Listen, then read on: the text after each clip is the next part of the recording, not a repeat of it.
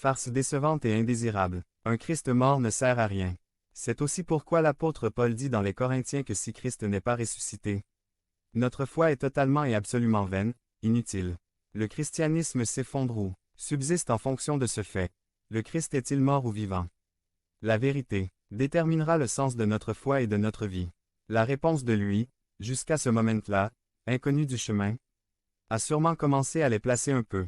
Luc 24, 25 à 27. Comme vous êtes stupides, leur dit-il, et comme votre cœur est lent à croire tout ce que vous ont dit les prophètes. Le Christ n'a-t-il pas dû souffrir ces choses avant d'entrer dans sa gloire? Puis, commençant par Moïse et tous les prophètes, il leur expliqua ce qui le concernait dans toutes les Écritures. Cet étranger lui parla avec beaucoup de familiarité et d'audace, et avec toute l'autorité.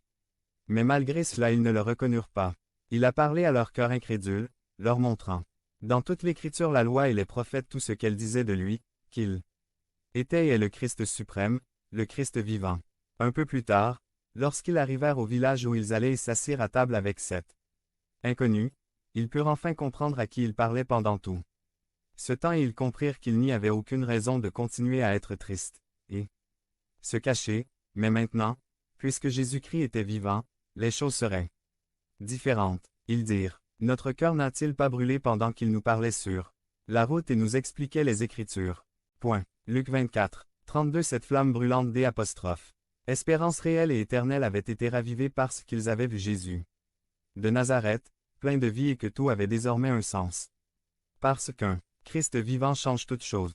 465. Lorsqu'ils le reconnurent enfin, Jésus disparut de leur vue, et au même moment ils retournèrent à Jérusalem malgré les dangers possibles sur le chemin car ils avaient quelque chose de très important à communiquer aux autres disciples.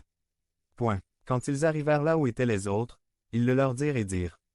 Ce que nous ont dit les femmes qui sont allées au tombeau ce matin est vrai. Point. C'est vrai, le Seigneur est ressuscité, et leur vie ne serait plus jamais laide.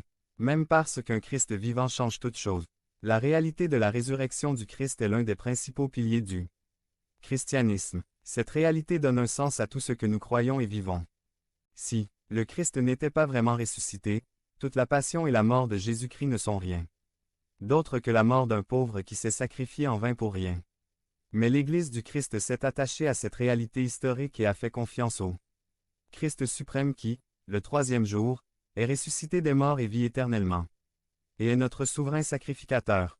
Notre sacrifice efficace une fois pour toutes est la révélation maximale de Dieu envers l'homme et est notre roi, qui s'est assis à la droite de la majesté comme roi des rois et seigneur des seigneurs. C'est pourquoi, dans l'Épître aux Hébreux que nous avons étudié tout ce mois-ci, nous trouvons ce cri urgent pour que l'Église ne abandonne pas la foi au Seigneur Jésus-Christ. Cela est absurde, impensable, car Jésus est suprême en tout. Et maintenant, arrivant aux dernières parties de l'Épître, nous commençons à considérer les atterrissages concrets pour cette communauté de foi dans laquelle certains envisageaient d'abandonner le Christ vivant.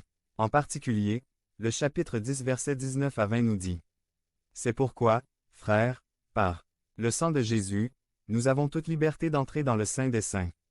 Par la voie nouvelle et vivante qu'il nous a ouverte à travers le rideau.